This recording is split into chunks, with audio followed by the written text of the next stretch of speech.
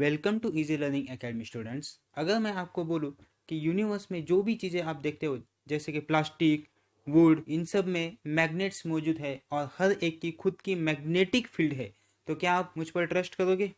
बिल्कुल नहीं, क्योंकि आप बोलोगे सर ना ही वो खुद मैग्नेट है, ना ही वो मैग्नेट को अट्रैक्ट करते हैं, ना ही रिपेल करते हैं। तो बट स्टूडेंट्स, बिलीव में कि हर एक ऑब्जेक्ट में मैग्नेट्स मौजूद होते हैं और हर एक ऑब्जेक्ट की खुद की मैग्नेटिक फील्ड होती है। और वो कैसे होती है, यही हम इस वीडियो में जानेंगे।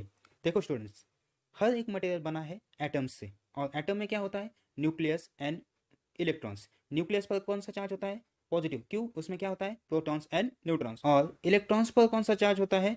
निगेटिव। अब देखो, बहुत सारे लोगों को पता नहीं होता है कि एटम में जो इलेक्ट्रॉन है उसका बिहेवियर कैसा होता है। देखो, आपने सोलर सिस्टम देखी होगी। सोलर सिस्टम में क्या होता है? सन होता है और उसके अराउंड प्लैनेट्स रिवॉल्व करते हैं। जैसे हमारी अर्थ है, अर्थ कैसे घूमती है? खुद के एक्सिस पर भी घूमती है और सन के अराउंड रिवॉल्व भी होती है। वैसे ही इलेक्ट्रॉन्स की मूवमेंट होती है। इलेक्ट्रॉन्स की मूवमेंट कैसी होती है? इलेक्ट्रॉन्स खुद के एक्सिस के अराउंड भी मूव करते हैं और न्यूक्लियस के अराउंड भी मूव करते हैं। समझ गए? इलेक्ट्रॉन्स की मोशन कैसे होती है? Planetary motion. मतलब क्या है? वो खुद के एक्सिस अराउंड भी रिवॉल्व होते हैं और न्यूक्लियस के अराउंड भी घूमते रहते हैं। इस रिवॉल्यूशन की वजह से क्या होता है, हमें क्या पता है? मैग्नेट्स कब क्रिएट होते हैं? जहां पर भी चार्ज मूव होता हो वहां पर मैग्नेट्स क्रिएट होते हैं। मतलब क्या? जहां पर भी करंट फ्लो हो जाए वहां पर क्या होगा? मैग्नेटिक फील्ड प्रोड्यूस होगी। हमारी अर्थ भी क्या है? रिवॉल्विंग है। उस रिवॉल्यूशन की वजह से हमारे अर्थ में क्या है? मैग्नेटिक फील्ड है। अगर कोई कंडक्टर हो जिसमें से करंट पास हो तो उसके अलोंग भी क्या क्रिएट हो जाती है? मैग्नेटिक फील्ड क्रिएट हो जाती है। क्यों? कोई भी मूविंग चार्ज उसकी मोशन के अकॉर्डिंग एक मैग्नेटिक फील्ड क्रिएट करता है। अब देखो, किसी भी मटेरियल में क्या है? एटम्स है। एटम्स में मैंने क्या बताया? इलेक्ट्रॉन्स घूम रहे हैं। ये जो इलेक्ट्रॉन्स घूम रहे हैं, इसका मतलब क्या है? इलेक्ट्रॉन क्या है? Negatively charge particle. यानी कि चार्ज क्या हो रहा है? यहाँ पर मूव हो रहा है। इस मोशन की वजह से मैग्नेटिक फील्ड क्रिएट होती है। समझ गए? अब इलेक्ट्रॉन्स तो सभी एटम्स में है और सभी मटेरियल्स में एटम्स है, तो हर एक एटम के हर एक इलेक्ट्रॉन्स अक्रॉस एक मैग्नेटिक फील्ड होती है। तो समझ गए आप? यूनिवर्स में सभी बॉडीज में मैग्नेटिक फील्ड होती है। तो आप बोलोगे सर कि अगर सभी बॉडीज में मैग्नेटिक फील्ड है तो हर एक बॉडी मैग्नेट क्यों नहीं है? तो देखो, ये जो इलेक्ट्रॉन्स घूम रहे हैं वो हर इलेक्ट्रॉन्स अलग अलग डायरेक्शन में मूव होता है। मतलब क्या? मैंने आपको क्या दिखाया है? एक इलेक्ट्रॉन्स। और एटम में क्या होते हैं? नंबर ऑफ इलेक्ट्रॉन्स होते हैं और सभी इलेक्ट्रॉन्स अलग अलग डायरेक्शन में घूमते हैं। इस उसकी वजह से सभी इलेक्ट्रॉन्स की मैग्नेटिक फील्ड भी अलग अलग डायरेक्शन में होती है, जिसकी वजह से क्या होता है कि वो एक दूसरे की मैग्नेटिक फील्ड को कैंसिल करते हैं। और ये कैसे होता है? देखो, हम क्या करते हैं? दो इलेक्ट्रॉन्स कंसिडर करते हैं। पहला क्लॉकवाइज मूव हो रहा है और सेकंड एंटी क्लॉकवाइज मूव हो रहा है। अब ये जब मूव होंगे, यानी कि चार्ज क्या हो रहा है? मूव हो रहा है। अब चार्ज मूव होगा तो उसके अक्रॉस क्या क्रिएट होगी? मैग्नेटिक फील्ड क्रिएट होगी। अब इन मैग्नेटिक फील्ड की डायरेक्शन क्या होगी? अपोजिट होगी। क्यों? एक क्लॉकवाइज मूव कर रहा है और दूसरा एंटी क्लॉकवाइज मूव कर रहा है। तो सपोज अगर फर्स्ट वाले की मैग्नेटिक फील्ड है साउथ का पोल ऊपर, नॉर्थ का पोल नीचे, और सेकेंड वाले की मैग्नेटिक फील्ड है north pole upward direction and south pole in downward direction, इन दोनों के मैग्नेटिक फील्ड एक दूसरे को क्या कर रही है? कैंसिल करिए। क्यों? इन दोनों की मैग्नेटिक फील्ड की डायरेक्शन क्या है? अपोजिट है। उसकी वजह से इन दोनों की मैग्नेटिक फील्ड क्या हो रही है? एक दूसरे को कैंसिल आउट कर रही है। इसलिए जो भी रिजल्टेंट मैग्नेटिक फील्ड होती है कोई भी मटेरियल में वो जीरो होती है। क्यों? क्योंकि जो भी इलेक्ट्रॉन्स है वो अलग अलग डायरेक्शन में मूव करते हैं और उनकी अलग अलग डायरेक्शन में मूव होने की वजह से उनकी मैग्नेटिक फील्ड एक दूसरे को कैंसिल आउट करती है, जिसकी वजह से जो नेट रिजल्टेंट मैग्नेटिक फील्ड होती है वो जीरो हो जाती है।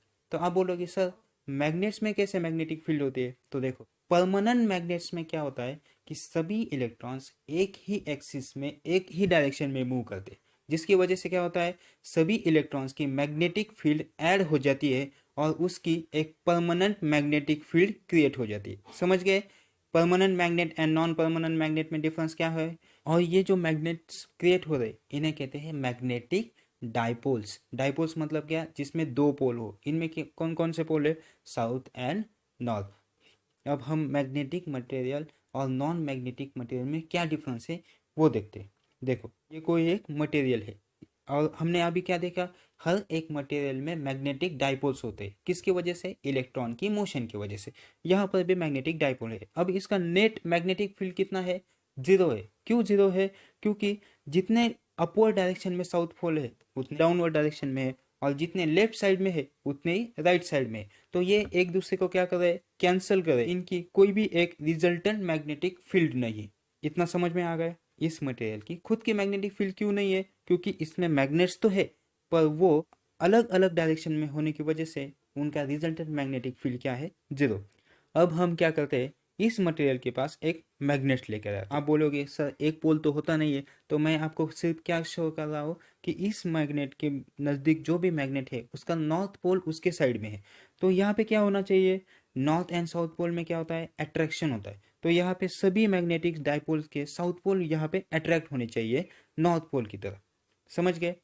अगर वो अट्रैक्ट हो गए और मूव कर गए तो उसे कहते हैं मैग्नेटिक मटेरियल, और अगर मूव नहीं हुए तो उसे क्या कहते हैं? Non magnetic material. Non magnetic material का मीनिंग समझ गए क्या है?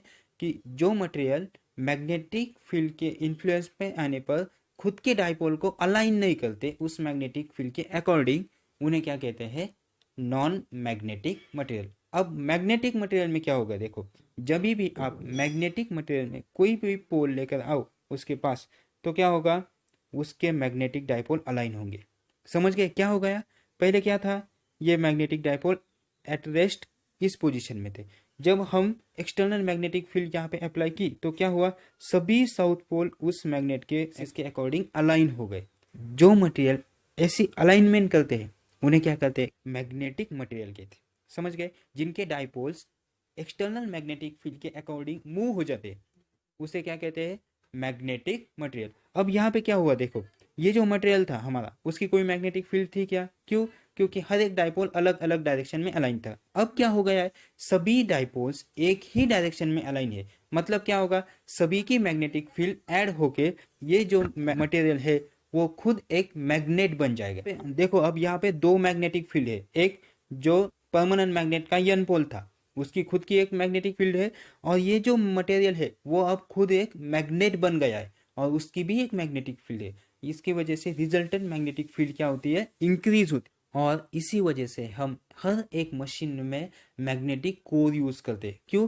क्योंकि कोर खुद की मैग्नेटिक फील्ड उसमें ऐड करता है। देखो, यहाँ पर हमने क्या किया था? सिर्फ ये एक यन पोल मैग्नेटिक मटेरियल के नियर लेके आए, उसकी वजह से क्या हुआ? मैग्नेटिक मटेरियल के डाइपोल अलाइन हो गए और उनकी खुद की एक मैग्नेटिक फील्ड क्रिएट हो गई। Magnetic material and non magnetic material समझ में आ गया?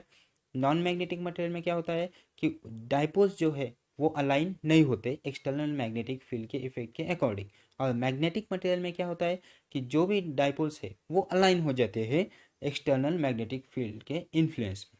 ये समझ गए? अब हम देखेंगे hard magnetic material and soft magnetic material. देखो, ये एक मैग्नेटिक मटेरियल है। सेम एग्जांपल हम लेकर आए उसके नज़दीक एक यन पोल। अब क्या होगा? यन पोल की तरफ ये अट्रैक्ट हो जाएंगे। क्यों? क्योंकि ये मैग्नेटिक मटेरियल और इसके डाइपोल्स है मूवेबल। अब हम क्या करते हैं? ये जो मैग्नेट एक्सटर्नल मैग्नेटिक फील्ड है उसे रिमूव कर देते हैं। मीन्स हम क्या करेंगे? इस मैग्नेट को रिमूव करेंगे। जैसे ही हमने ये मैग्नेट रिमूव किया वो अपने ओरिजिनल पोजिशन पे फिर से वापस गए। फिर एक बार देखो, अब मैग्नेट है, जैसे ही हम मैग्नेट रिमूव करेंगे वो अपने खुद की ओरिजिनल पोजीशन फिर से गेन करेंगे, खुद की ओरिएंटेशन पर अलाइन हो जाएंगे जो भी उनकी ओरिजिनल थी। जब किसी भी मटेरियल में सभी मैग्नेटिक डाइपोल अपनी ओरिजिनल पोजीशन अगर गेन कर ले उसे कहते हैं सॉफ्ट मैग्नेटिक मटेरियल। इसकी नेट मैग्नेटिक फील्ड कितनी हुई? फिर से 0 हो गई। क्यों? क्योंकि सभी मैग्नेटिक डाइपोल्स अपने रेस्ट पोजीशन पर आ गए। अब इसे क्या कहते हैं? Soft magnetic material. अब हम नेक्स्ट देखते हैं हार्ड मैग्नेटिक मटेरियल। अब फिर हम क्या करेंगे? वही एग्जांपल कंसिडर करेंगे। क्या करेंगे? यन पोल लेकर आएंगे, उसकी वजह से जो मैग्नेट्स है वो अट्रैक्ट हो जाएंगे। 3 मैग्नेट्स अट्रैक्ट हो गए और सभी एक डायरेक्शन में अलाइन हो गए।